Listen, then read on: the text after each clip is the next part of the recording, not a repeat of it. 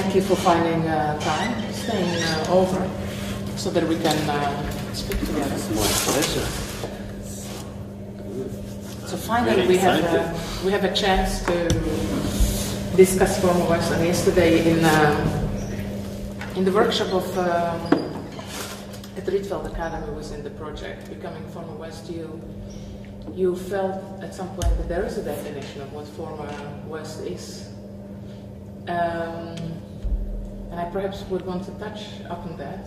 I don't know whether you wanna discuss instantly or not, but what we... No, I mean, I can approach it in a very humble way, because as I said, on one hand, project has very refreshing approach, that was quite clear in comparison as former East, that was used more than often. Then you describe situation in the West as former West. So of course it's provoked a lot of discussion, what is West? Indeed, exactly. What is former, what is West? But at the same time, from my point of view, again, I'm very humble way to describe, it's for us, somehow speaking from outside, it's something that described as a golden billion. So rich countries, they established a certain tradition and control through hegemony by different means, by dollar, for example, as international equivalent of the currency, contemporary museum or modern art museum as equivalent of certain values that should permanently reconvert and exchange according to these certain rules. Of course they are changing. That's why it's really last 2 decades was really super turbulent. We can hardly grasp the speed of changes. So it's really very complicated. But at the same time, I wouldn't say that rules change so much. That, for example, I'm always explaining that how unification of Germany happened. So if you follow the process of democratization of GDR, with all that round democratic tables, transformation of Communist Party, or Gorbachev, Perestroika, and then it was clash between models, because who was opposed partners for Gorbachev, so to speak? It was Thatcher and Reagan, the most hardcore neoliberals.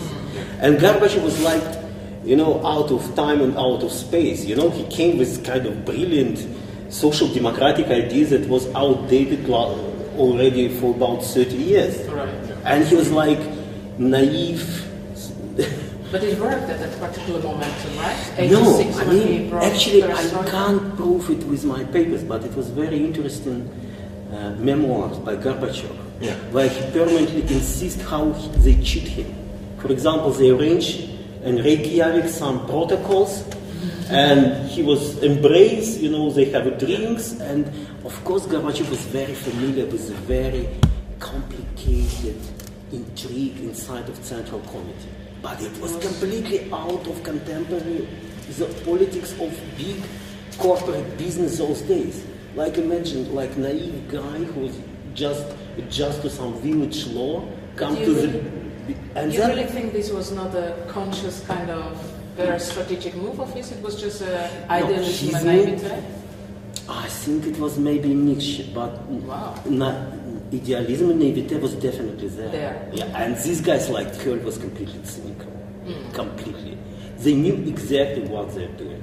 Gorbachev was much more in becoming, and these guys were really kind of stable. He was becoming something he was becoming former East, and they were staying quite steady West, and gained amazing new markets. So it was also kind of the pressure of capital that really need expansion, and first time after 1917 they reached such enormous territory, enormous population for exploitation, for consume, so for everything. So I think it was the biggest expansion of capital that ever happened, with all the process of privatization and dispossession by accumulation, accumulation by dispossession, so and everything that was classically described by Marx in colonial time. But it's funny how this sort of claim of naivety, of being cheated, of like not knowing sort of like what the actual economic background of their political decision is, comes across almost identical in Václav Havel's memoirs. Really? That's what you know. Exactly the same thing. It's like, you know, and he was asked actually like he mentioned that before, several years ago, but there was an interview with him now in 1980, for the anniversary last year in 2009, and there was a Stas interview with several leaders of that time, and one of them was like, what would you have done different in the last 20 years? And he said, well, the main thing, I wouldn't have let the economic guys to take all these decisions. And almost exactly the same lines, really like telling exactly the same story, was Nelson Mandela. Where was this very It's interesting how you trace it, kind of comparison. Exactly, and in South Africa it's even more interesting because you had a country that was like part of the West. You had the white South Africa that was a strongly social democratic. Yeah, exactly. Like strongly social democratic. It was a social democratic society for the white people there. Yeah, the social democratic elite in a fascist country otherwise. But then when the apartheid system was changed and the country unified, basically, the new black elite was forced, basically, to adopt very strong neoliberal measures. And Nelson Mandela accepted it as coming in package with democratization, the same story. The same story everywhere. Yeah, it's really interesting. But at the same time, we can also follow it on personal level. For example, I remember our euphoria during Perestroika. It was really like, we are winning. And amazing depression afterwards. For example, I remember first so-called democratic government, and governor of Sobchak, he was quite famous, was big celebration. And actually Sobchak was a key figure in Russian history because Medvedev and Putin, you know these guys, was actually his pupils. Really? Because he was professor of the law. And both Putin and Medvedev, they're a little bit another generation. Putin, Medvedev 10 years difference, and Sobchak 10 more. Okay. So he was a teacher, and when he got the position of the mayor of St. Petersburg, he remembered that smart students and invited them into his administration. That's how career started. That's why actually recently was very important TV broadcast where both Putin and Medvedev was interviewed about the years of Perestroika and so on and so on. But I remember our circle disappointed because we believe, Sobchak is a really fair guy, and we saw what's going on in the city. Just the same sort of corruption. Not the same. I mean, because in Soviet time, corruption was kind of hidden, and I wouldn't even say it was a really, even hard to call it corruption. It was really very special law of planned economy, where money played no role. It was played role like connections, position, appetite for the power, but it was not really power games, but also very much hierarchical with its own kind of, very much ideologically motivated, what was actually residues of that Stalin type of ideological judgment, how you run the speech at this committee, If it was correct, you'd go up. If you say some wrong words, you drop out, that's all. Of course, not with brutal circumstances like in Stalin time. But anyway, so it was about career. So, but during the 90s, when Democrats came to power, and you saw the mafia everywhere, you see that all that fake, it was so open. And police became completely out of control. You can hardly recognize where is the mafia, where is the police, because it was all the same, And it was so-called democratic government, And then privatization started, It's actually, for me, recent story, what happened with Ukraine. We all supported the Orange Revolution. Yushchenko, crazy, fucked Russians. Good, finally. And then again, I was a few times in Ukraine, and I saw what this Yushchenko democratic pro-Europe in fact means. Yeah. It's completely inefficient power with highest level of corruption, with completely stupid decision, ultra-nationalistic, and is it what we should stand for? Sorry, no. Right now, Yanukovych back. That's fine, you know. Actually, it's a little bit. Of course, Yanukovych not Putin, and Ukraine is not Russia. It's too much divided, you know. It's strong position. He can't just eliminate it. And Yanukovych seems to have like more connections with some sort of like Soviet ideas in terms of like nationalism, for example, because he's much more for sort of like language rights, something that was like a Soviet idea.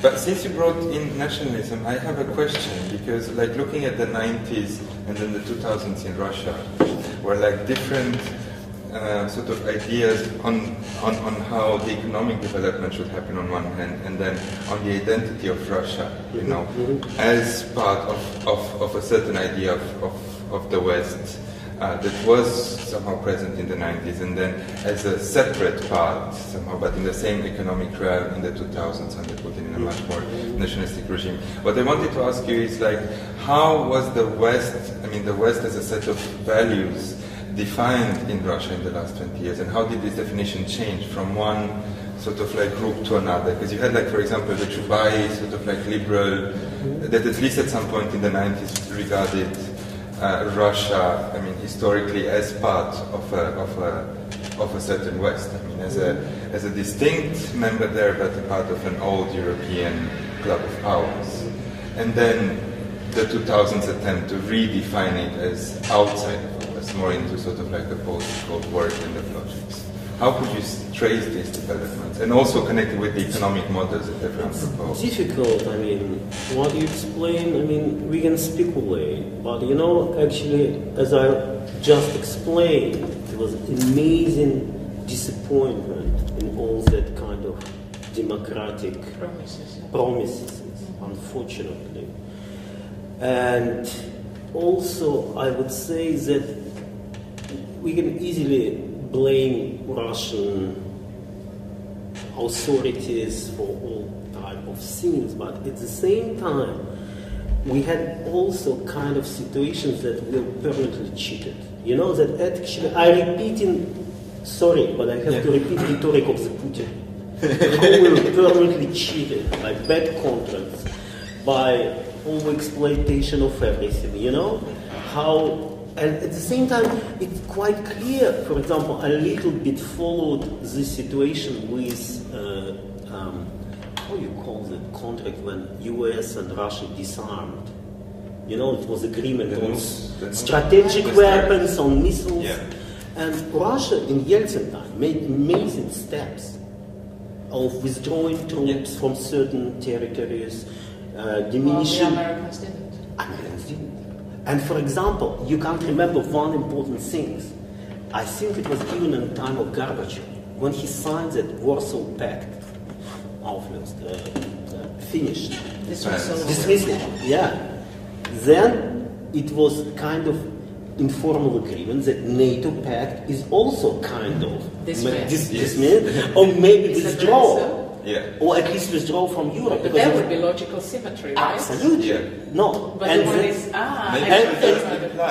and you know, we should check it, but we should check it carefully on the level of papers, you know. And then recently, just a few years ago, Putin finally stopped this one-side agreement that Russian took all troops and something diminish the number of missiles and so on. Why? It makes no sense, because Americans mostly, it's about not Europeans, because it's American agreements with the US, and they did nothing. But instead they increased their military appearance, say totally stupid things that they somehow protect Europe from Iranian missiles. Come on, guys. So all those give me a break. Especially in Poland. Yes, that is really why. Now Obama moved it to Romania, which is like somehow closer to Iran. Somehow, you mean. But what I remember in terms of like Russia and NATO stories, there was a big summit. It might have been the one in Madrid in '97 or something. I know it because it's an important date for Romania. But that was the date when, on one hand, like the first wave of former Eastern European countries were invited to join NATO. And it was also the summit where a special partnership between NATO and Russia was signed. However, at one of the press declarations, Elson made a very shocking affirmation that was not agreed upon and nobody expected. And then it was that he decided to sort of, like all the missiles throughout Russia that were orientated towards Western bases and cities, I mean, even if they were activated, he decided to completely dismiss them. And nobody, that was not actually in a court. So it was really, I remember the whole sort of like shock of like, was that guy drunk or like, how did he take the decision? Because he really took this sort of like enthusiastically unilateral decision of this engagement that was not negotiated at all. And the Mercedes were not expecting it. You know, it actually was an old video of Perestroika. I remember when Democrat explained we should cut down army twice, withdraw our troops. It was something like that. But the good you're bringing, because tell me, что делать, what is to be done, was born out of these circumstances in the early 1990s. 92? No, 2003. I totally believe this was happening in the 1990s. No. You see. Actually, so tell me the story of что делать. No, I would say that actually it's completely wrong judgment, because actually in the 90s there was no space for that kind of politics that we are doing. What does it mean there was no space? You know, for example, our practices is that arise in the wake of that kind of chaotic, anarchistic 90s where the whole society falling apart. And actually, at the beginning of 2000, there was some kind of construction of new form of societal relations. That's why for us it was really a time to make a stance. Because 90s it was really kind of a chaos. You can hardly, and also if you speak about so-called anti-capitalist practices, so the 90s you can hardly realize and experience something like that, because you can hardly speak about capitalism. You can hardly speak about bourgeoisy. So because the whole process of privatization actually was started in 1995 with the first auctions, then finished around 1997. In 1998, economy again collapsed. So you know, and only late 99, beginning of 2000, again started recuperation. So it's Putin, and actually we were quite positive about this, because finally you have some kind of more or less clear understanding, and you know the whole political art in Russia. Whatever you considered, I don't know, it was Moscow action. In the early 1990s, Moscow No, Moscow action is with that crazy transgressive action, like Kulik was biting, Brenner was masturbating, you know. So, and it was like... you're right, this was completely bizarre. And at the same time, it was bizarre, you know, but at the same time it was more demanded on. Oh, Russia is a dog. That was the message. They should stay. What were you doing in the early 90s? Me, actually, you know, actually the circle of our group, I mean, the friends who actually, the core of что делать, it's mostly my age, so 40, 43, 45. And we actually quite early started as an artist, but making different things. So, for example, I was a photographer, kind of photographer with a lot of kind of social documentation. Very good friend of Boris. Boris was my teacher, so we were often exhibiting together in 90s. So that's your genealogy, your artistic genealogy. Yeah, absolutely. So that for me, I switched to video in 1999. So it was first things. Also very documentary style, kind of photo-based footage. And Glukli and Sable, they were actually started in 1993 as first and maybe the only one quite openly feministic collective, but also in a very weird Eastern European style version of feminism. So right now in all that feministic show like Gender Check and so on. Skidan was a poet, very well established, but you know, about our political orientation, I think what was important about Petersburg, we were kind of bohemian libertarians, you know, we don't give a shit. So we didn't, so we had some ideas about artists, poverty, we don't care, we drink not too much, and it was a nice life, and actually no one cares about that institutionalization. I was quite okay. No, at the same time we were quite active, so for example, we all had this Soros grants all year, every year. It was like on the table, take, do something, because no one did anything. And so I initiated. So you did take American money? Yes, of course. Why not? I think it's right now, when we discuss the conditions, for example, I hope that someone will make comparative research between Soros politics and politics of Unicredit and Erste. So, because it's quite different. That was my commentary yesterday at the lecture of the VHV, when there was suddenly abruptly this critical comment about Soros Center. And it's not so easy to despise what the role Soros Centers had in the 1990s. And I ran one. So, I go on personal defense almost. But but at the same time, right now, when time passed, we clearly understand, for example, with my recent conflict with Unicredit Pavilion and with other stuff that I know about in Romania, about Erste Bank, I think that politics of Soros was, at least I remember quite well, they offered decent conditions for production. It was best salaries in best conditions. So, for example, when you can really compare position of artist and position of engineer or position of manager, we got decent payment. And that was one of the goals, to just not continue the whole exploitation of cultural labor. Yeah. To say this is really important. Yeah, absolutely. And right now, when I hear with all the projects that are completely unpaid by the biggest capitalist corporate institutions, because you should be proud. Yes, exactly. Yeah. I'm not proud about that. No, that's what. Yeah. And also, Soros, apart from that kind of cultural, artistic project, is supported a lot of social networks. But the St. Petersburg Soros Center transformed into Pro Arte in 1999-2000, roughly. Yeah. So it also corresponds with the kind of overall change within the society slightly? I think Soros had a nose, so he withdrew his funding and in 1999-2000. Yeah, and push his centers to a little bit operate self-sustainably, and most of the died out. And actually he offered some very good condition. Very funny that very few centers could survive, because he said, I match any sum that you get. Matching funds. Matching funds. So if you bring 100,000, I'll give 100,000. For as long as you sustain. Yes, it's still there. So until today he's matching. He's matching those that survive, but only 2 centers survive.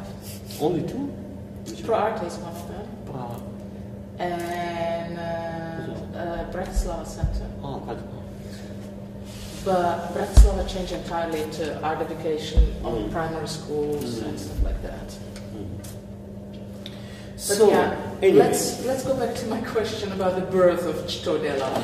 Yeah, 2000. 2002. At the same time, we had a feeling of a change, and at the same time, it also was very unsettled time. So things could develop differently. And for example, it was beginning of establishing a quite heavy Moscow gallery scene.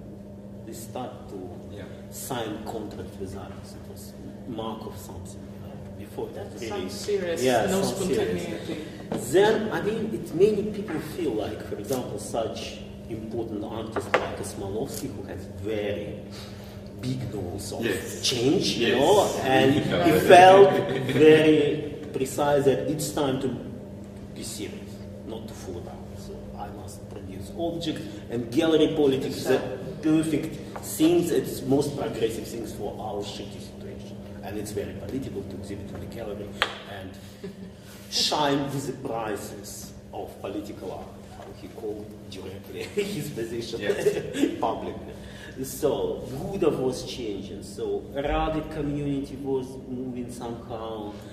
Victor was exactly the period of long preparation of big project for Russia, because he felt the feeling that situation ripe enough to organize something. He didn't want to call it Biennale, he called big project for Russia.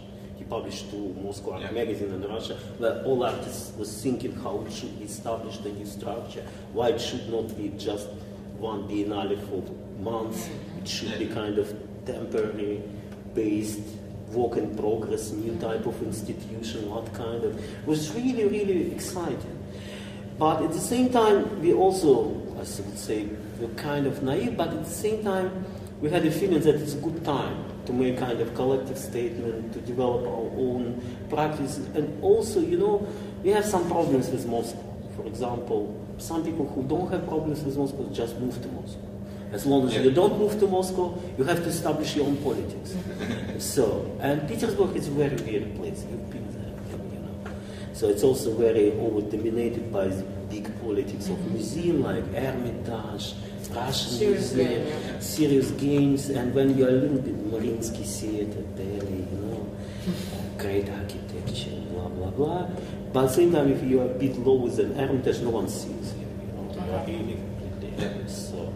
And also Moscow sucks everything, all resources are there. So the advantage and disadvantage of Petersburg, it's relatively poor city, with almost zero power games. So there is nothing to gain there. No art plans, nothing, So we have to kind of locally build our own institutions. That's why I was mentioning the process of instituting for us in an informal way, like Gerard Rowling, used, was really for us kind of organic need. So the need to survive. Only with St. Petersburg members at the beginning? Because now it has... Yeah. Actually, it started with just 5 St. Petersburg members. Skidan, Magun philosopher, Skidan poet, Gluck Letsapne, and me. So it was fine. And then a few guys from Moscow joined. Then David joined later. So. And did you write a manifesto to gather around? Or? Actually, it was very interesting because before it was officially kind of formed as Что делать, we participated in one protest action. That's why it's also for us it's very interesting to describe our community through the anger. We were kind of angry. We were angry with a certain situation, how to do it. And we shared this anger, we should do something. So anger against... Again, but that was a particular moment, political moment, where 2003 there was big celebration of St. Petersburg's 300 years anniversary, where we first time experienced security measures. So it was like the level of Jade Summit. Bush came, Blair came, Curl came, it was all meeting of all. And you were angry? No, we were not angry because the way how the government, because actually it was not like Jade meeting, it was celebration of our dear city. It's who belongs to the city, And then the whole city was invaded by an army of police.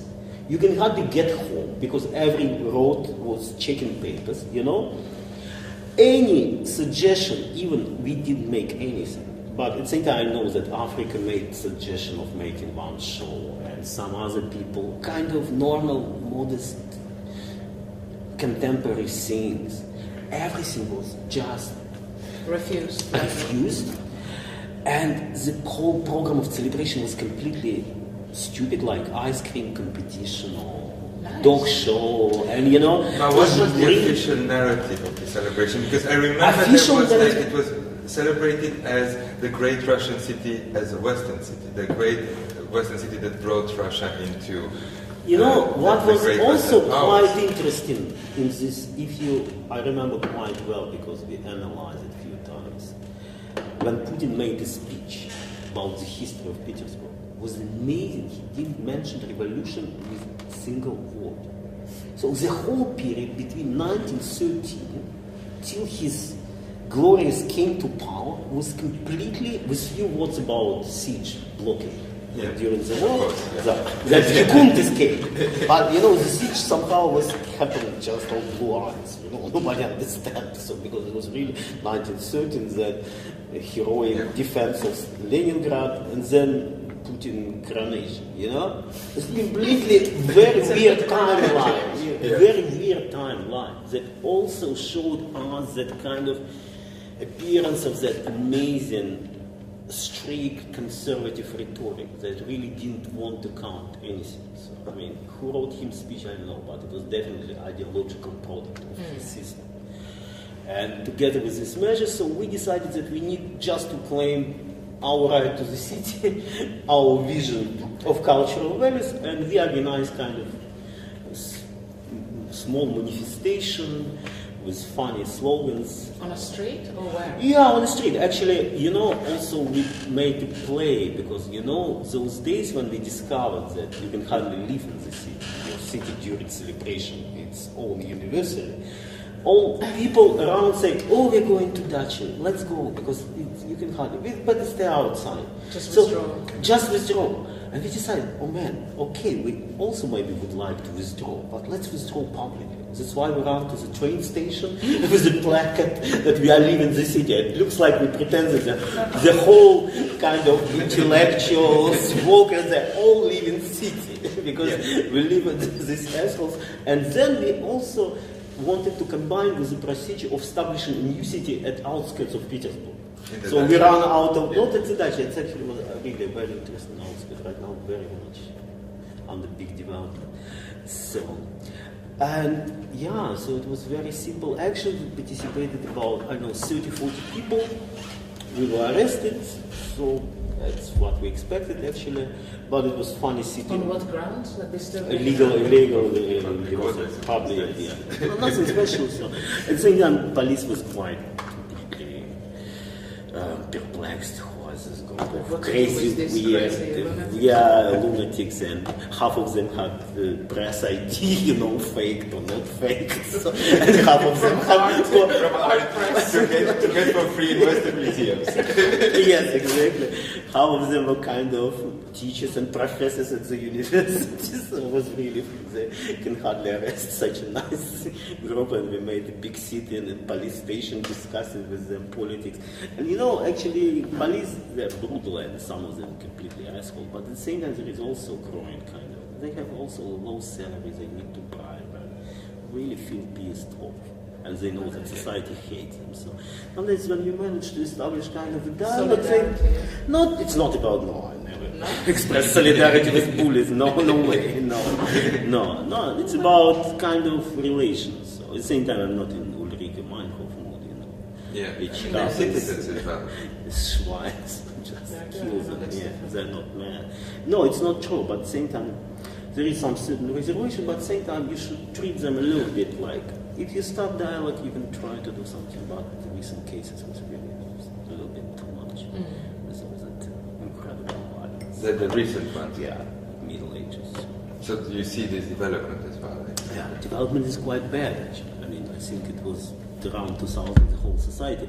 I remember quite well we were kind of first time we were thinking, look, we are sitting at a cafe that opens 24 hours, and you can drink, it's kind of street cafe, and there is no security.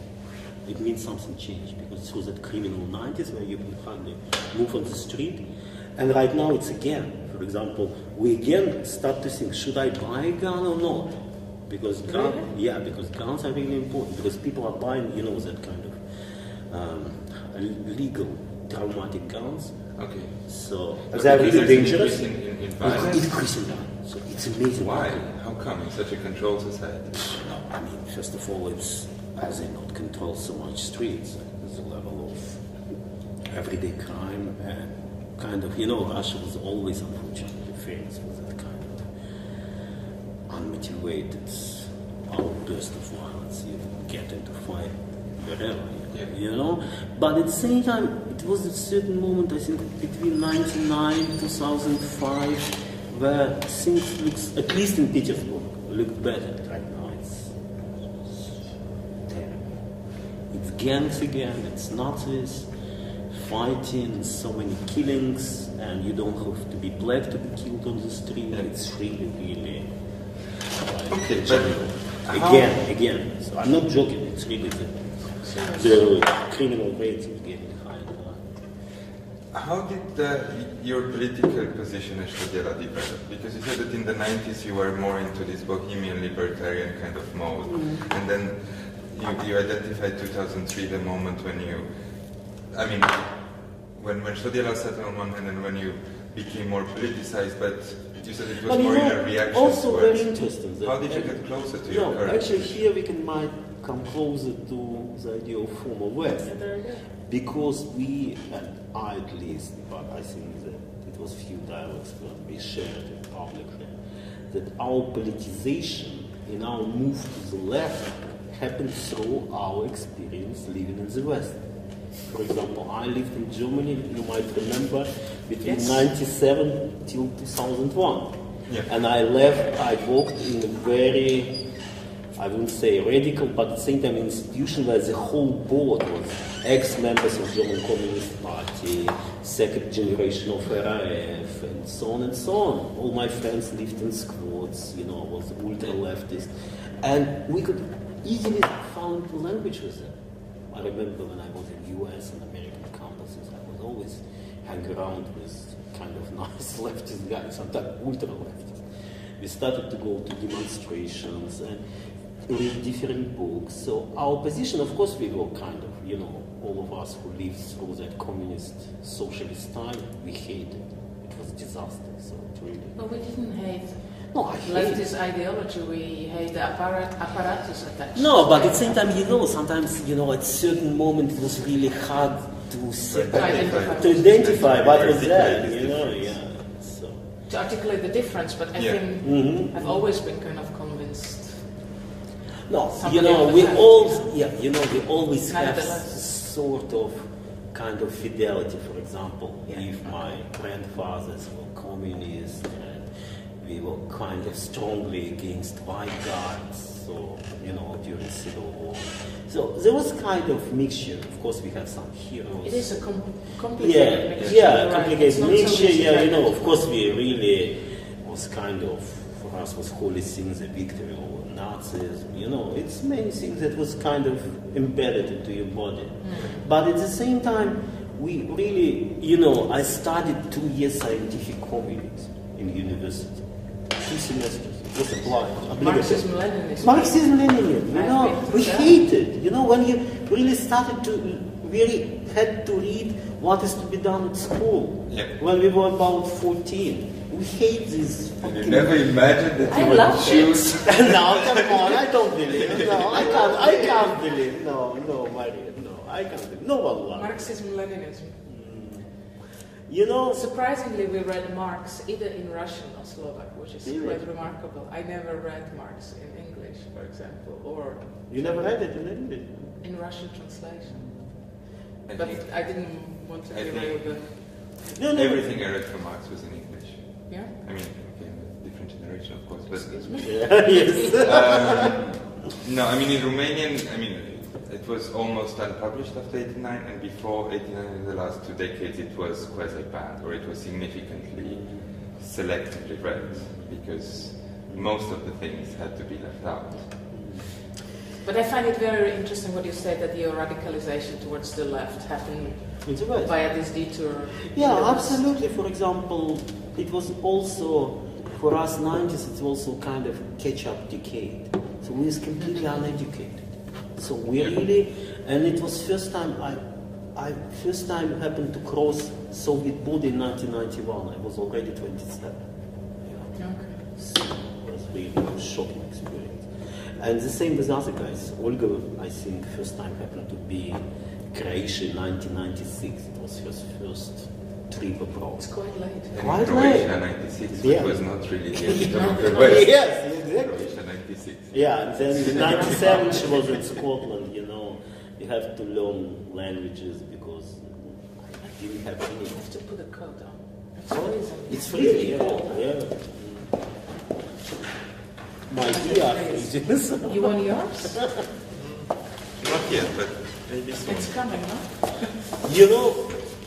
And when I mean catch up, we really need, because many things were untranslated, First book started to be translated, you had to read it, Mm-hmm. And then I would say that we got a bit mature through that experience of 90s, of chaotic movements, travels.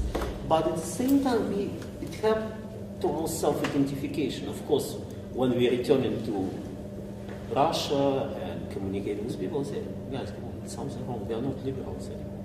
Absolutely. We don't share this. This is interesting. No. Came home and realized. Yeah, we just at a certain moment realized that leftist ideas in a new way, because for us it was really very important to articulate this break, that we are not kind of nostalgic communists from Soviet Communist Party or rest of Soviet Communist Party. Not at all. We hate them as kind of totalitarian, hierarchical, and so on. We discovered a new leftist. The new ones. The new ones. Dmitry published Empire in 2000. It was also kind of inspired. Was it influential for you? Excuse me? Was it influential for you? Yeah, absolutely. So we all started. Artyom just returned from States where he studied psychology in Michigan. Okay. So he was also very much embedded into campus stuff. Yeah. Skidan was also more or less participating in many writing festivals where he met a lot of Western poets, completely, politically engaged. So it really brings us fellow FFC, Factory Folklores, get more and more into the feminist debate. So, but if this detour, right, this discovering, as you named it, new leftist nuance via West, why would you just connect yourself or organize yourself around Leninists? Actually, kind of let's also eliminate that misunderstanding. Что делать for us, it's not Leninist, it's Chernyshevsky. It's completely another story. Okay. But that's fine, you can locate it with Nikolai Chernyshevsky's, but what's really known internationally is Lenin's text. Especially since it's Lenin's text, one of the conclusions is like make a newspaper. Like what is to be done, one of the answers is like make a newspaper. No, that's true too. I wouldn't. That's what you did. I would negate both things. But Chernyshevsky, no, if you read it carefully. What it's about? It's about self-organization. How to build basic cell and make it also economically sustainable. So it's about workshops where girls can do something, you can sell. So it was about also... And boys as well, no? Boys should also work. Boys, of course, sometimes. Sometimes boys can make some should sleep on. Boys should sleep on the nails, like Akhmetov, and right. But you cannot disidentify yourself from Lenin. Actually, with Lenin it's more complex. I agree, because what is to be done is crucial, not just because of newspaper, because it's clearly, and I think in a classical example of argue against syndicalism and the role of intellectual in the struggle. Because we understood that we are not working in a kind of traditional sense. And if you remember that Lenin openly told that the spontaneity of working class struggle lead only to economic demands. So we need to implement third agency. And third agency, those days, for him and later for Gramsci was quite clear, it was a party. But party has amazing intellectual power. It's something that mediates spontaneity of struggle into something else and brings struggle to another level. Give some strategic, orientation. And for us, we quite agree. So, and we think that the lack of contemporary movement is inability to rethink necessity of that agency, external agency towards the struggle. Because after all that collapse of Stalinism, of course, this agency outlays big suspicion as totalizing external bad force that impose its own and instrumentalize the struggle for its own needs. In Trotsky's sense, for bureaucracy. So, but at the same time, as long as we refuse any attempts to rethink this agency, I think the struggle can go further. So that's what we have right now. So there is many struggles and class struggles, but without that sort of relations, you can hardly get so collapse. Is that where you also think the agency of art is? Absolutely. So it's in this strategic orientation. Absolutely. Strategic, providing direction. I think so, and also, also in the wake of that discussion, we can think and we think that, for example, that aesthetic education for masses, it's really important. That's why we insist on educational value of art as a priority, what we can do. So, but at the same time, we're right now in this situation when this value absolutely negated by so-called activists. That we don't need institutional art. It's cracked. Yeah, we need something to write on the wall. I say, fuck you. Yeah. We need dialogue. As long as you negate, I remember it was a big scandal. We were in one very interesting panel with Gerard Trauning, Rus Nowak, what was the name of this guy? Boris. Boris from EICPS. So. Budin? No, Budin, another one. He's philosopher, yeah. ICPC. No. I guess, I'm sorry, I forgot. Anyway, it was very... Stefan Novotny. Sorry, Stefan. Yeah. And Stefan get amazing affiliation with Austrian, movements like Mais. And then we were running a panel about relation between theory and activism. It was very weird circumstances like subversion, meets where a lot of local activists participate. I was in jury of this committee who actually I was supposed to make a list of initiatives that should be invited. I made the list, of course, as I said, they're based completely on Russian, Eastern European networks. No one get into this fair. They paid me money and Didn't they invite them? No, and then we saw the fair completely structured like about 50% Austrian, 20% German, and then a bit Britain, 1-2 from US, a bit France. There was no one from Eastern Europe. It was also very interesting. And it was quite rich project, so they paid a lot. So. But at the same time, we parallel to this fair, run a discussion. And in the beginning, Mais made kind of performance. So just to, subvert our intellectual power. And I remember I get completely furious when one activist, so from Mais, came, sit in front of Boris and said, "You are writing books." And look, Boris or Stefan? Stefan, yeah, sorry. And with such, humiliated, what are you doing? You're writing books, it's so ridiculous. And how you are to talk? You should go to the street. And I really was get completely furious. Yeah, and then it's really big fight. That comes your anger. Yes, but I mean that actually this problematization, it's really what is lacking. And the same what actually yesterday Hlavajova explained about this conflict around Istanbul. Also, with the left. Resist Istanbul initiative, and we all went blind holes, and we ran a discussion trying to explain why we use this Venice for this certain articulation, and why this articulation should be respected, because we also respect their fight, but we should really get in a dialogue, not just negate each other, because we also can hardly move without their power, on the streets, and everywhere, in every day. But at the same time, as long as they really think that whatever happens in academies, in art world, is just corrupted bullshit. So I'm sorry, I'm not sure that they move forward too. Yeah. So the conflict with the local left in Istanbul resides in their denial of institutional infrastructures? Or? Yeah, I mean, it was based on this kind of basic denial, because, as long as, because we're trying to explain, some basic things, that okay, there is some creative acts that can be executed by someone. From all kids are creative, take pencils, glue, and do something.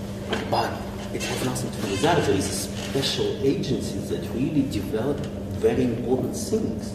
We should relate to it. We should learn. We should go to museums. We should reclaim museums, not negate them. That's the point, So it's a complete negation. We never go to the bourgeois institutions, because whatever it happens there, it's sold out big bourgeoisie. Come on. You can have, for example, Peter Weiss, that they quoted, was very important actually in his book on resistance. You remember how young German communists are coming to Pergamon. Oh, there you go. Yeah, and gaining some sort of emancipatory, feeling to continue striving. That's what we lacking right now. And why cannot we connect on the ground of similarities and... That's a good question. Why before it was kind of, you changing? Yeah. Okay. I get the jacket. cigarettes and cigarettes and a big coat. Very. You know, it's hard to say. For example, it's all. it's on. Yeah. Okay. For example, I'm always put as an example. Can you imagine the situation of Russian boys, almost illiterate, working 12 hours, 6 days a week? What brought them into evening school to study such most complicated things as Marxism? How they manage? Yeah. Yeah. It's amazing will to educate, to get rid of that poverty, to gain dignity, you know? Because they knew that illiterate, uneducated person is junk.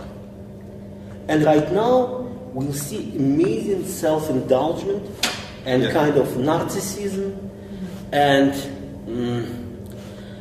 also very simple modes of hedonism and completely aggressively negating education. So anarchism, particular case, you know.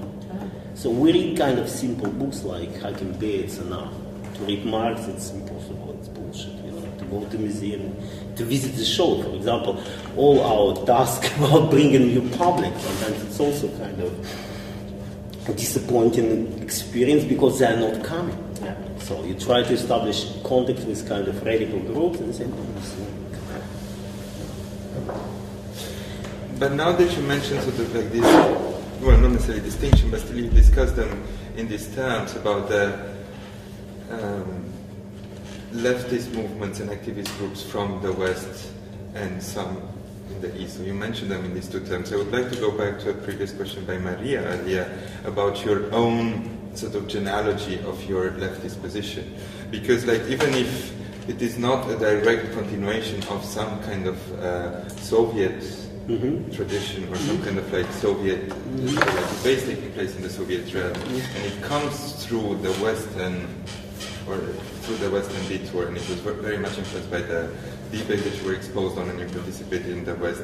It seems to me still that through your recent practice, or through most of your practice actually, you seem to be referring or trying to at least invent or trying to relate to some sort of like Soviet tradition of the left rather than to the classical 68 based genealogy of the Western left. No. And why is that? Or like no, look, for us you can hardly ignore. Of course we don't have exclusive contact with certain phenomena like avant-garde. But sometimes it's easy because a lot of things still untranslated. And somehow in there, you know, and special type of subjectivity and everyday that helps you facilitate this kind of relations to that certain type of commonalities and so on. But at the same time, as I said, we quite clear based our politics on actualization of certain phenomena in a very simple Benjamin way. So we need to rescue some values from failure. You know? Some Soviet project was a failure in general. But at the same time, there was moments of crystallization of amazing potential. And we need to express our fidelity to it and push it forward and crystallize in a new historical circumstance. That's why we take some old paintings from 61, one lyric from Brecht, you know, and try to see how it works in the new situation, how we fit, how we relate to it. So that's why I like a lot the project that Kerstin Steckenmeyer did about space for actualization. For us was very important debate. This particular. That's why I'm very unhappy with the term of reenactment, because it's a lot of completely stupid reenactment, but actualization is something different. It can be also realized through reenactments, but at the same time, it's not about that. You know? It's not about just repeating. Like one piece I really don't like, I don't know if you share my opinions about one Romanian American made with American students. They repeating it. God. It's terrible. Would you agree? I totally agree. It's disgusting. But I don't even think it's worthwhile discussing. No, it's not. But you know the piece. It's terrible. It's absolutely terrible, but I think it's even, it's terrible. It's a no, I had a weird talk with Inke Arms, who included in his show History Will Repeat Itself. I said, why is that? Which is a problematic show for yes, I agree. We will debate with him actually. In Copenhagen, Slavsk. Okay, But I think so there are it's many levels of confusion. so it's about actualization. So, and I think that just not to make things complicated, I hope that everyone read any notion of the history. It's absolutely in this sense because it's one of the crucial texts for our group that we really kind of share. That Benjaminian approach to history, it's very much few texts that are almost uncontested inside the group. It's really kind of we can just sign as a manifest, you know. But it's just about certain things. But at the same time, you know, for us it's also kind of what I would really love to articulate, maybe, the difference of our practices compared to things that other politically oriented groups are doing in the West. Because if you follow more precisely what we are doing, it's completely different. So it's really very, very different. So how do you articulate the difference? First of all, we are very much, because what expect people from kind of political basis like we are? They expect kind of community art. You know what I mean? In the West? Yeah, it's not. Yeah. It's true, but I wouldn't sort of like It doesn't even extend the same this. category, does it? Yeah, I mean, this is a sort of like state-supported, social democratic, pure, completely. No, it's not just necessary. better Like, liberal. look at- I look would at- actually extend this to the whole. No, look at Oda Prayeshi, for example. To that? Oda. Oda place. Oh, Yeah. no, like something like Yeah. just as exemplary case Yeah. analyzed by Claire Bishop. You know. So okay, I was in few projects. I love the girls, but it's exactly opposite idea. What kind of power of art would be? So it's for me, it's a really nice social work that I respect in many sense. But social work, not artistic work, is that? No, I agree. And not political. And not political, I mean, because you know. it's quite strict distinction between the social. Yes, projects and maybe, I'm speculating, you can correct me, maybe our position in the country, location in the country, where also kind of almost any hope for politics eliminated, allow us to be more kind of a dreamer, to be more radical in our practices, you know?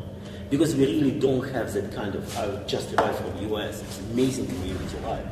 Amazing, we hardly not relate to it, it's Latinos, gay and lesbian, whoever, you know, it's really, they have amazing power, amazing resources, it's NGO-based, you know, amazing donations, they have a lot of stuff, they have a lot of the whole machinery, they need to bring 5 cars with music, they bring 10 cars with music, and make a street party, you know, we don't have this at all, that's why from that scarcity of our means of production, we do something different.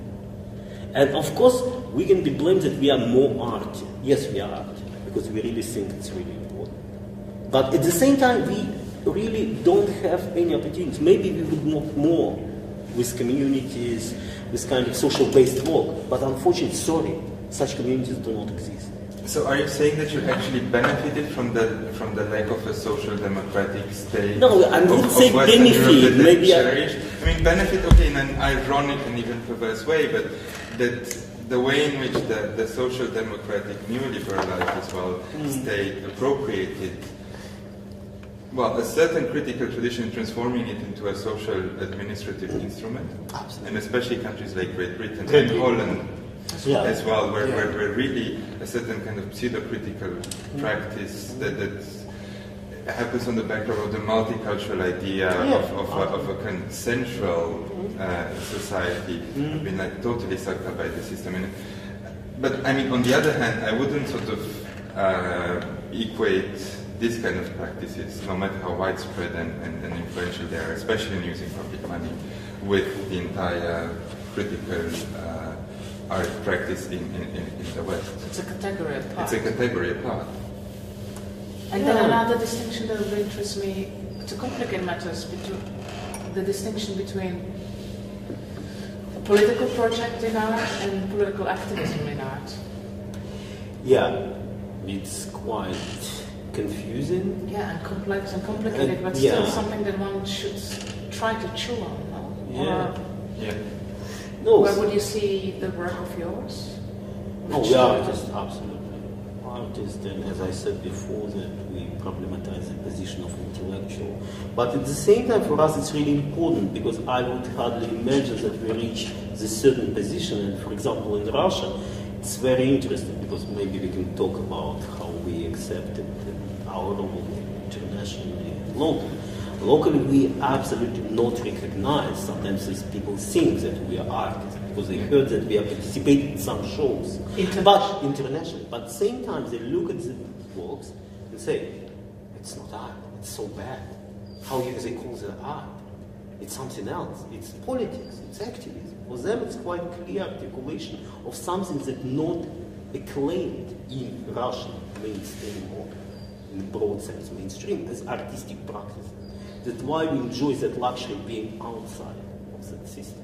But that's not because we really want so much to stay, because maybe we use different venues for articulation. Mm-hmm. But unfortunately, for most of the guys, it's really something completely not deserving any attention.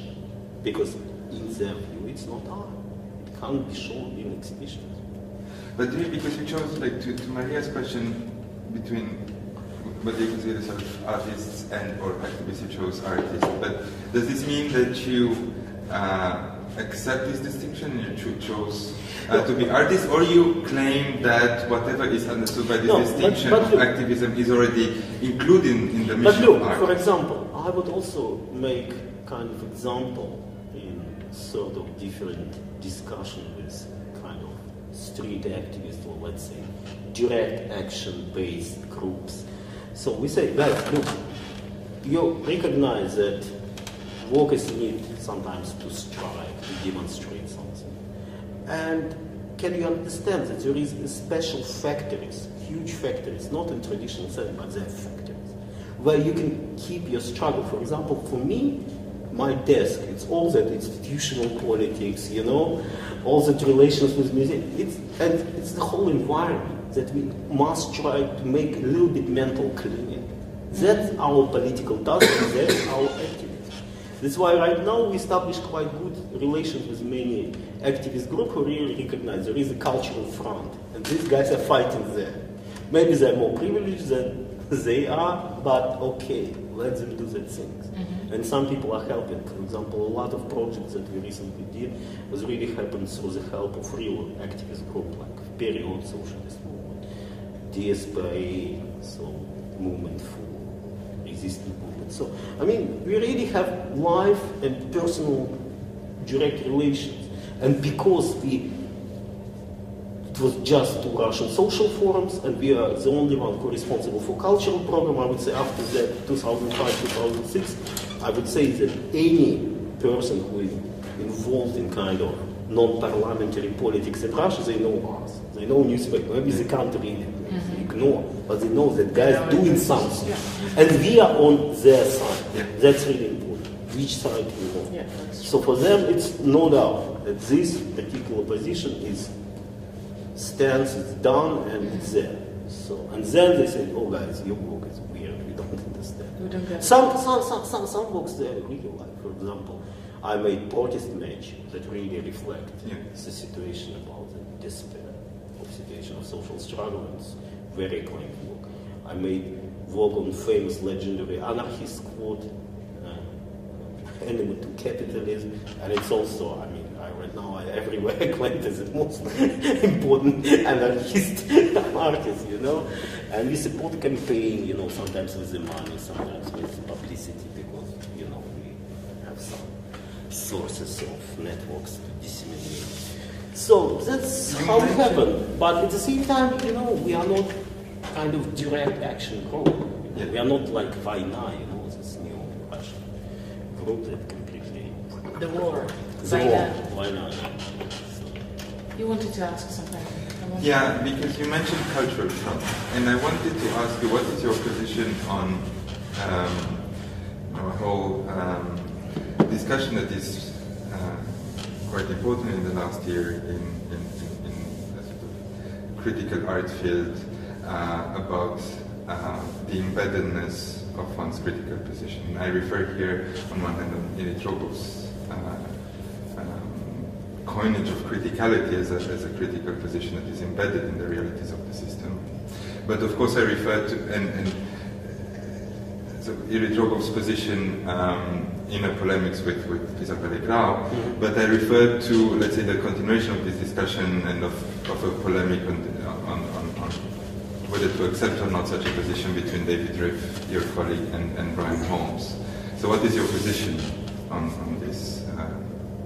I don't really get it, because it reminds me of the same question. It's a relation between activism and criticality and real material struggle. It's connected to that, but it's... for me, I would say maybe it helps maybe to articulate the question more precisely. I would say for us, I think we also, if you check our declaration on knowledge art and politics, I insist on one paragraph about autonomy.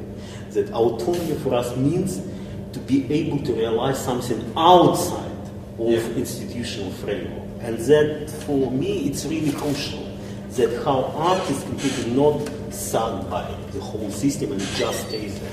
It's really important to do something outside and maintain your kind of externality, to others. An externality possible at all?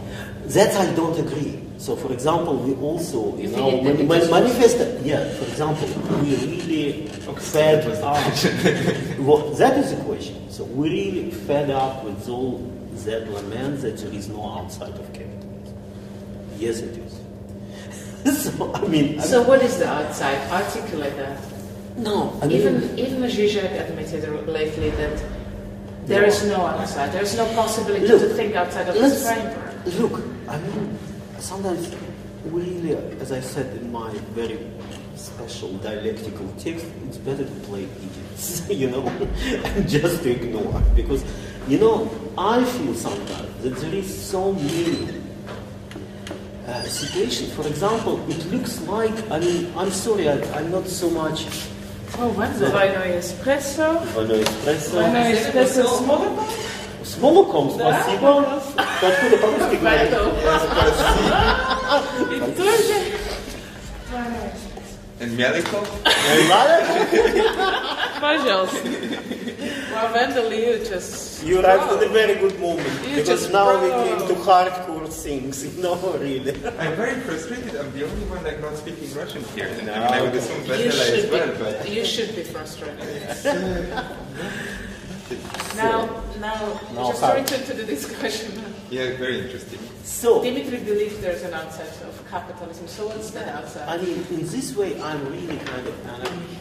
So, we have the whole everything is completely not subjugated to capital. We have love, we have care, we have all sorts of effective relations that are absolutely not subsumed to profit logic.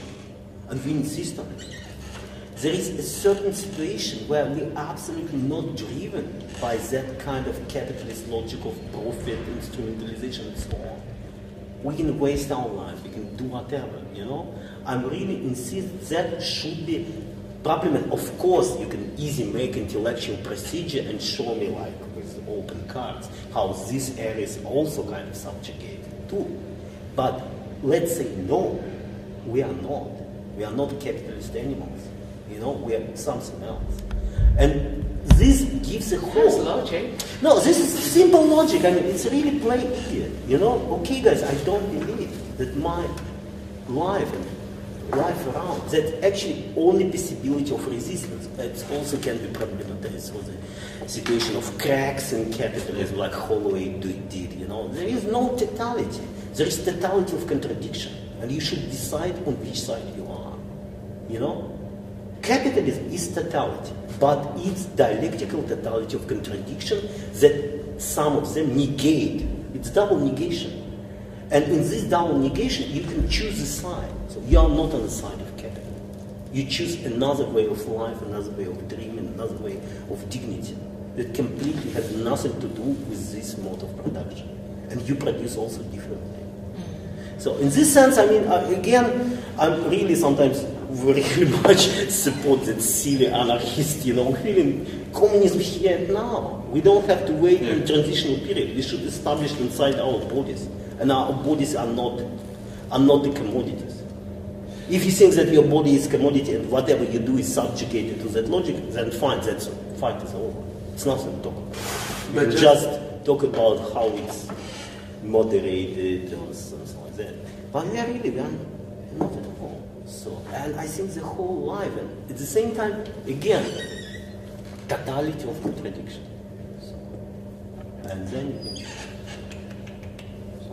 But just to play a bit the devil's advocate here, especially since you sort of like brought the choice for a different mode of production as a way to sort of like subvert or like to step outside the system. And I'm referring again to David's motivation, which was in the text. Probably you're not familiar, so maybe it's not a good idea. It's a text that he was criticizing the acceptance of this idea of being embedded, the idea that there's no outside of the capitalist system, polemically towards Edith Rogov, and then there was a text of Brian Holmes criticizing David's text. It's to be found on David's blog. That's where actually the discussion takes place. It's quite an interesting text. But it's very interesting, although I don't agree totally with it. With David, I have to say, although I appreciate his position much more. In the whole polemics, both in terms of ethics and of intellectual articulation. But he tries to argue there, quite similar to what you said here, that there is a way, that there are several ways in which one can subvert and step outside of the modes of production that are the current modes of production of dominant neoliberal capitalism. And he brings several examples. One would be like the studio practice, even like a kind of like material labor. It's what Isabel was promoting. Isabel, yeah, but sort of like stepping outside of that. But to me it seems that Isabel Grau. But to me it seems that even if this is a viable way indeed of sort of like stepping outside of the strictly neoliberal way of promoting the immaterial labor and all the cult of mobility and so on, it's not really stepping outside of the whole capitalist system. There's no. Yeah. Okay. No, but actually I would say that maybe I'm quite skeptical on the level of production. Maybe it was misinterpretation. I'm really thinking that every day is not completely colonized, and particularly that's why for us discussion about care economy, motherhood, body experiences, effective labor, that kind of things. Because when we walk in that particular production sphere, of course we are very much dependent on that kind of logic of capital that absolutely embrace even off spaces and kind of groups like ours somehow. But there is kind of residue that can hardly be, sold out. Sometimes you can sold out your soul, sell out, but sometimes you have a choice to sell or not to sell. It's not automatically sold out, That's why I think that I believe in that sort of kind of outside. And then also, like with the discussion of autonomy, for example, we know that a lot of things that are absolutely determined by politics of institution, like in real politics, the whole structure of society is structured by the laws and certain demands and promotion and governing and administration of everyday. Yeah, but that's why you should really oppose this logic. It's also quite of very Gramscian ideas of production of counter-hegemony, counter-public space. But at the same time, I absolutely agree with Gramsci that it's better. It's not kind of isolated squat on next street where three junkies sitting and smoking pot, and think that the world around does not exist at all.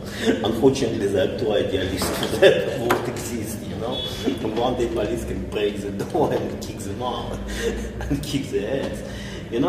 It's about permanent fight and negotiation, how you should reshape that sort of consensus, how far you can move, That's exactly that kind of fight the most interesting. That's why that's why my idea of autonomy is quite different. It's not autonomy, autonomous object inside of wide cube, completely silent, and with this silence provoke pressure on that false wall. Not at all. But again, to play the devil's advocate and to take, let's say, Edith Rogov's position counter to yours, I would imagine that maybe she would answer to the sort of like Gramscian point of view with the comment that when Gramsci elaborated this theory, it referred to a very different moment in a different phase in capitalism, where the production of relations, where critique towards capitalism was not yet appropriated in a system, where the whole entanglement between cultural production and economy was in a completely different phase. So, given the whole history that happened between the 30s, the 20s, and now, especially since the 60s and 70s, with the whole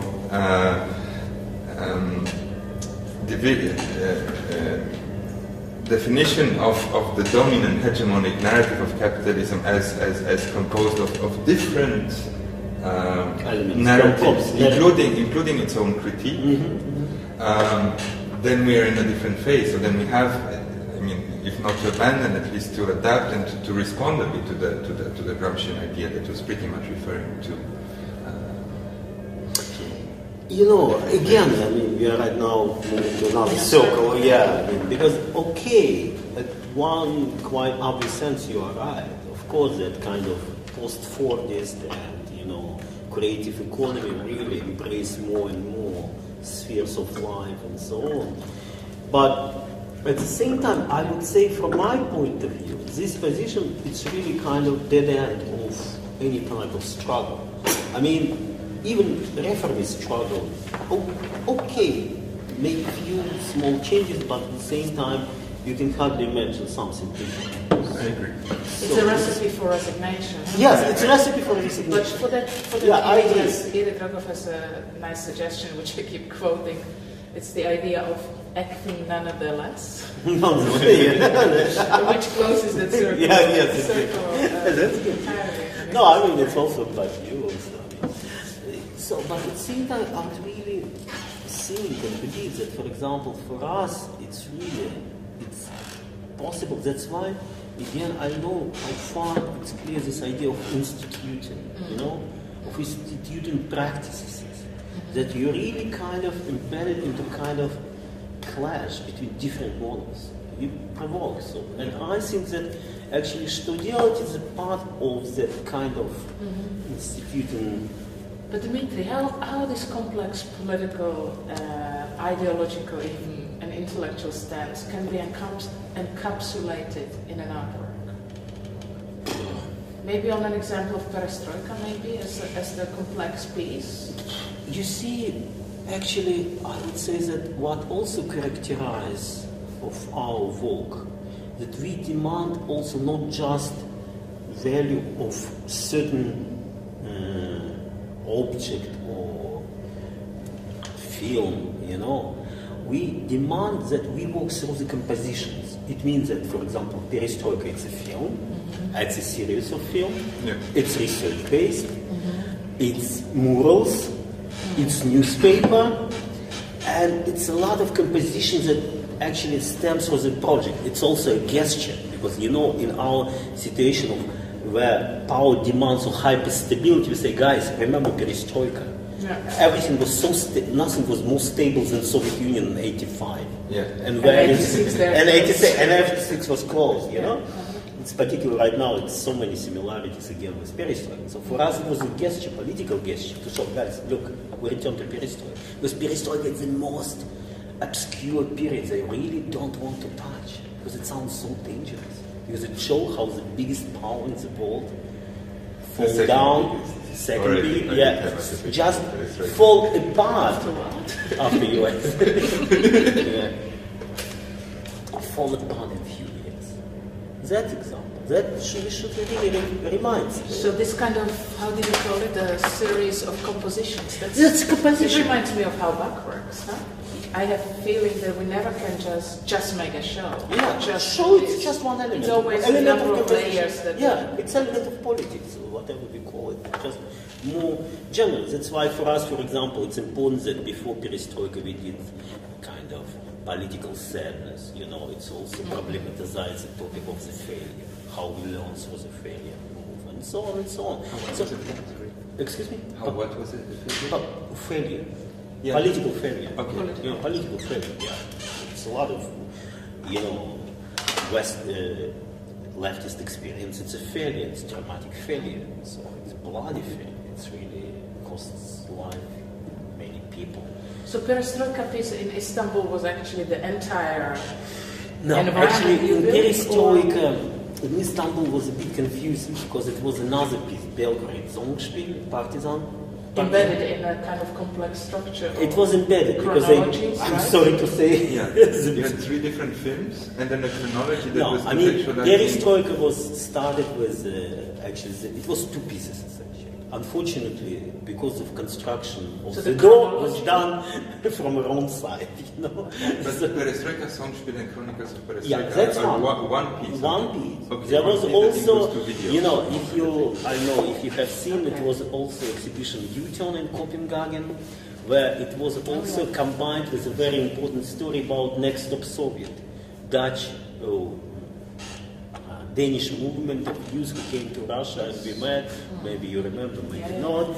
So I made a special research actually while I was staying in residency, resulted in one film discussion, production of big graphic panels, and also discussion was also very much embedded in current Danish situation because I organized discussion of veterans of Next Stop Soviet movement with activists of Ungstum who said, and they were trying to discuss Danish politics was completely bizarre, you know, and also was very interesting how that guys from '89, how much more clever, strategically motivated, and saw the whole society. That young activist was completely lost in I could hardly say more, you know, unfortunately.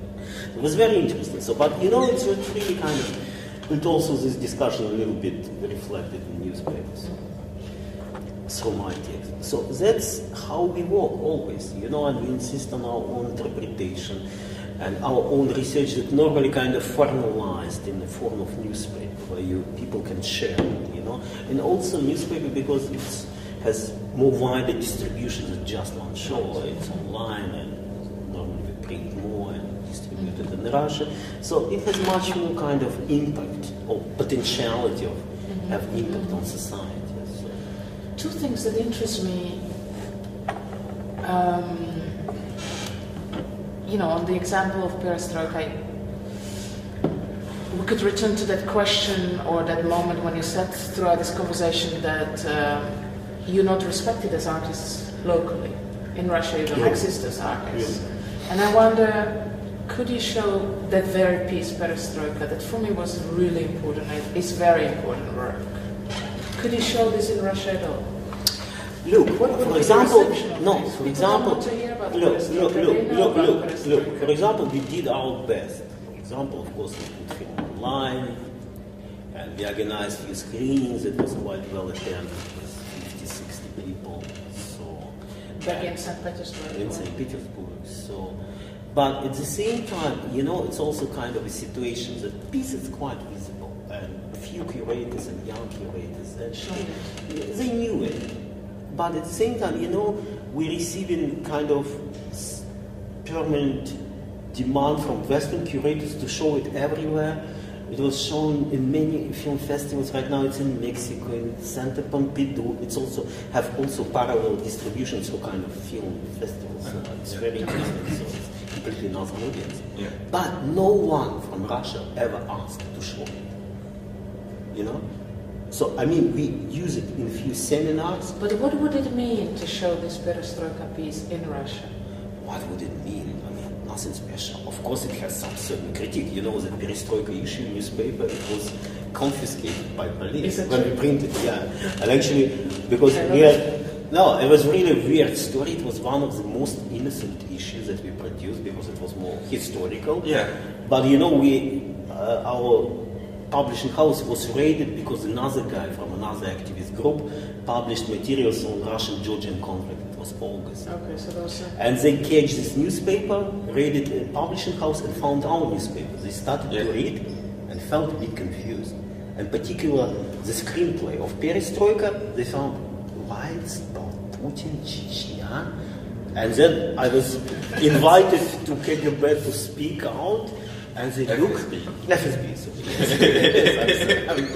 you know, and we discussed. And they told me, man, I said, you know, it's historical, you know, fictional play about 91. Don't fool around. You see, he's Putin. 91, there was no Putin. There was no Chechnya. We should investigate that. It might be extremist rhetoric.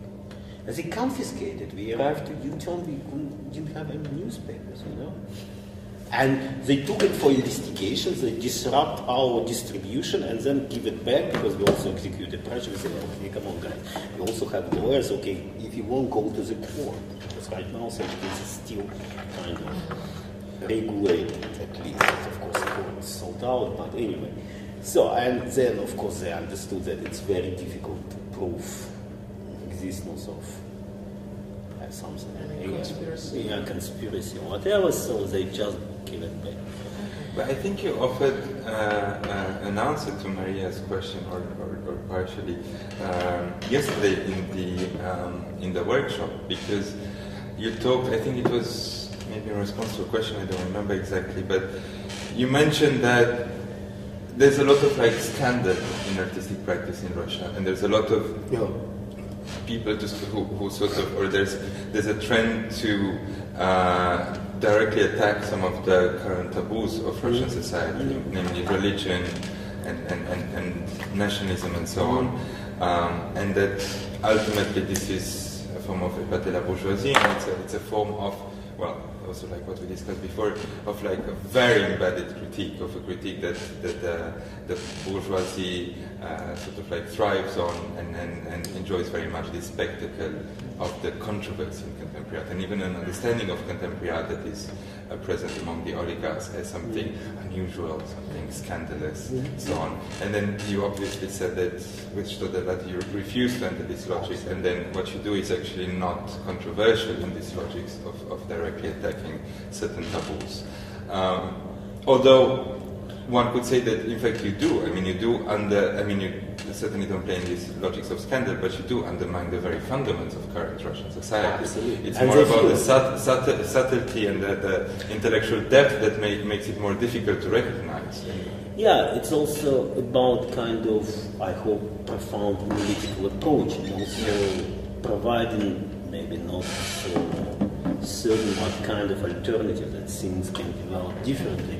But you are right, that's what I really, let me stay completely skeptical about these groups like Vaina and something else practices, because they are really so much in there, and they're really hits, you know, they're so famous, you know. Is that so? Yeah, absolutely. Because every time when they do some kind of actions, you know, it's really, oh my God, you know, it's like popular article in magazine. But at the same time, breaking this obvious step, to attack religion, you really can speak, you know, it's not invention of politics, it's so obvious that it's shit. It's like to make a statement that to kill foreigners is bad. Okay, guys, we know that. Really, I mean, but, you know, there is, again, like yesterday, I think someone talked about this, I think this philosopher who was speaking about Deleuze yesterday in cafe, talks that for him it's very important to differentiate between journalism and art. Because right now he's very amateur, so I mean, kind of, yeah. He said that, you know, this guy, you know, this very sad guy. He was sitting with Natasha yesterday at the table. Mark, yeah. He tells that for me it's really very sad guy. Marcus. I know, and at a certain moment I agree. So, for example, for us, as I also explained at the seminar, the power of art, that, for example, if you make documentation of direct action, it can be really like a big boom, so everyone wants to see it. A few days, in 3 days, no one interested. It's like yesterday paper. And for example, if we try to make kind of enunciation of doing some kind of artwork, also politically embedded in some way, for us it's important that people in 5 and 10 years watch it, even with more interest, because it would be still inspiring for something. This is the power of art. Of course, if it's not stays time, that is bad. Or maybe time will return, we don't know how it works actually. Sometimes we know from art history. Things not so linear, you know. So it goes up and down. So that's, for us, it's really kind of historical necessity to do certain things. So that's second part, that's why perestroika is so important for me, actually, personally, connection to former West, and I quoted it at the first former West Congress in the introductory note, is that part of the end of chronology where you list what has happened and what could have happened. And there was in that, or what might have happened even. There's somewhere you say the West undergoes its own version of perestroika, inspired by the processes underway in a renewed Soviet Union. Western societies carry out a series of radical social democratic reforms.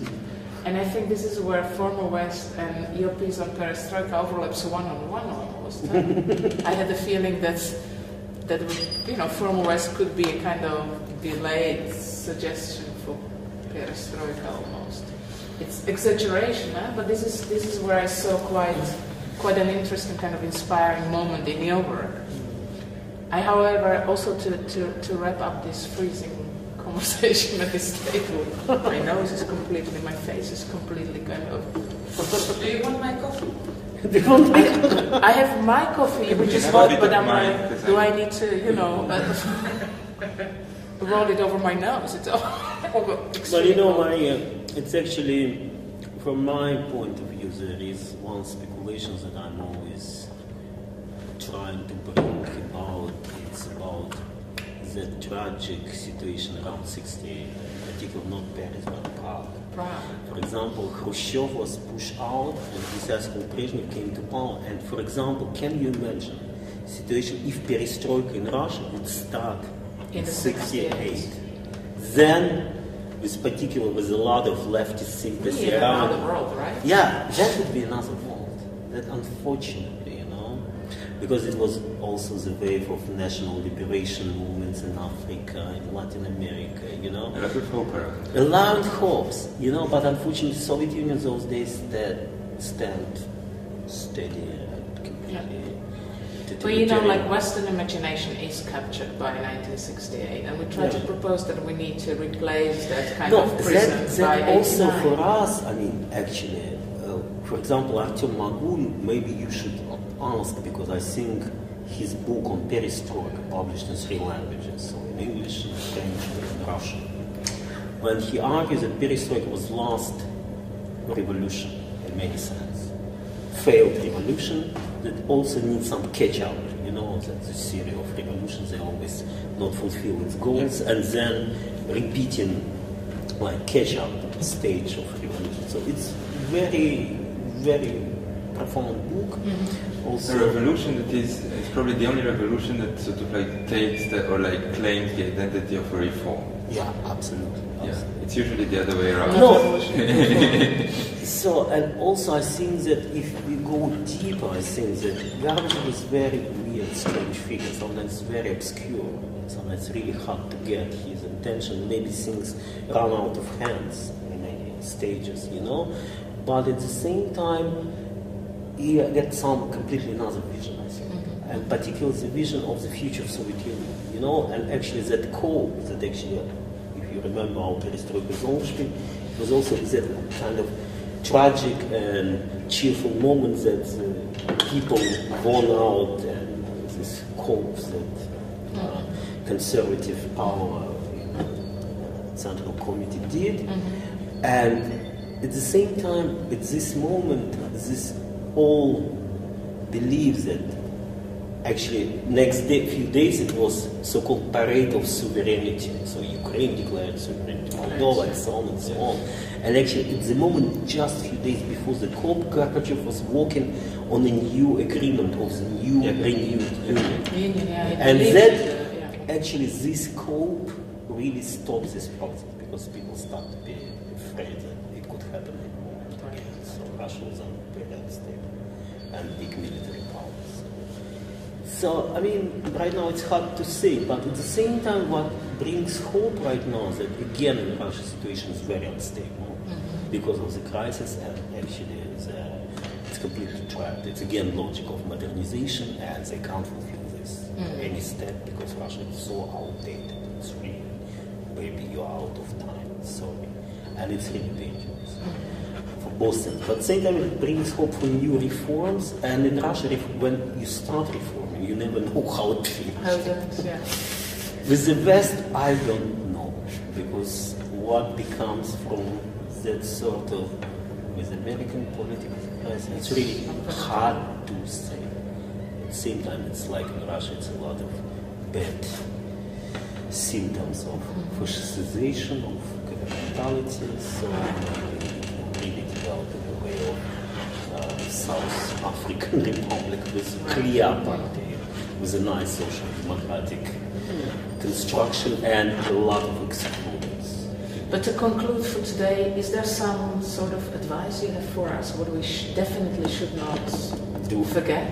No, should not forget. I have another one. Oh, you have another one. Go for it. No, but you can.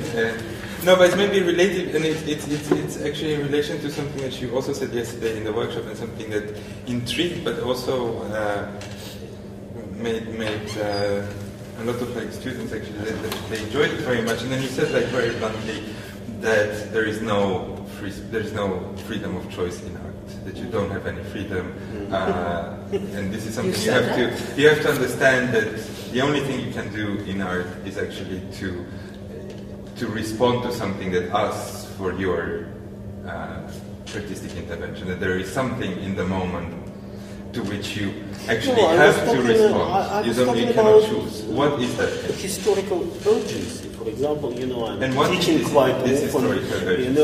I mean, it's really very strange for me to meet young people who absolutely believe that art is about free creative expression of self.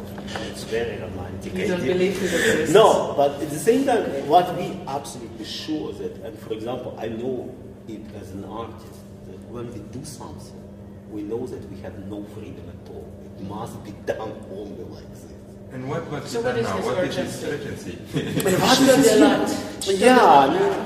I mean, it's hard to say, because I think maybe we somehow respond and answer with our body of work.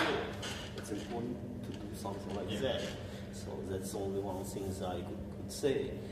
But at the same time, it's also kind of difficult, because I believe that there is some kind of plurality. Maybe people feel history different, so it should be contest of different claim to the truth. What really disappoints me is that more and more, even young artists grow up into the logic of anything goes. You have your own project, I have my own project. You're successful, fine. Not successful, fine too. But there is no real kind of fight. I'm really always inspired by that kind of debate about realism concept of the Soviet Union in the late 30s. Absolutely sure that art must be like that. But there was another group that was completely sure that it should be different. I would die for it. Yes, would die for it, and we would kill for that, die here. So that for me kind of atmosphere that I would expect, that really produce something really important works. So the biggest danger to this is current indifference. Yes, absolutely. So we should really, and particularly in Russia still, for example, we run sort of kind of, it's also dangerous situation, because, last 5 years we became sort of enemies with Asmalovsky, with you people. But what I respect about them, they also have kind of strong vision. Claim to their It's just a few. That's what I really expect.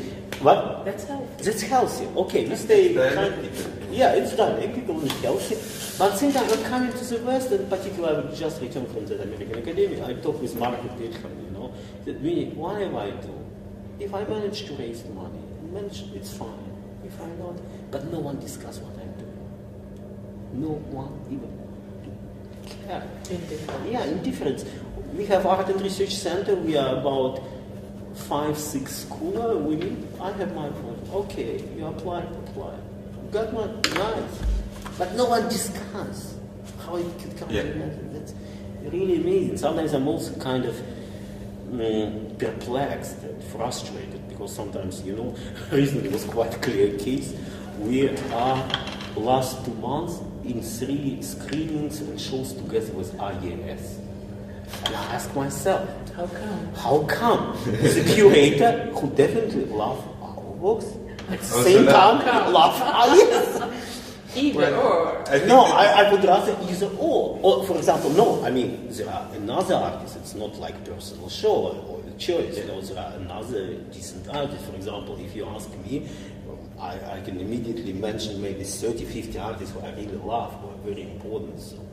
But at the same time, we and IS together, it's really something character for me. Yeah. I think that speaks more about the quality of inside the curating profession than about some strange new political idea that combines your position with the neo-fascist almost. But did you answer Maria's question? Or the answer to your question was indifference. That's I think so. I think so. Quite indifference. I find that quite interesting. I experience it in my practice a lot. Yeah, it's actually not having ideology from which you speak. No. No, it's not maybe ideology, not the right word, but it's a set of beliefs and commitment. You know. I think that's much better what he said. Yes. Yeah. I agree. And you know, it can be different commitments. That's why I also explained that sometimes, you know, we have some certain disagreement, like I can have it with Wehave, with Charles, with few other people on the level of articulation, maybe some text. But at the same time, we share commitment, certain commitment. There's a common ground. Yeah, there is a common ground. And from that we can argue, you know. But it's so tiny, you know, and at the same time, we exist in a world that is absolutely different. So, okay, this Studiot Mark is a crazy Marxist, you know, communist, but they're producing kind of substantial body of work, and in a world of difference, we need this kind of a voice that fits into one cell. And next one will be IS, because it's different. What? Celebrate difference. That's what I'm really afraid about West, so that identitarian politics of differentiation you really lost. That is the biggest thing. It already sort of like did a significant blow to the left. I mean, like a certain development of the multiculturalist and the identity politics discourse. Yeah. We will see. Maybe you need a little bit more repressive politics that helps to sort things out, you know. Call for. Okay, let's stop.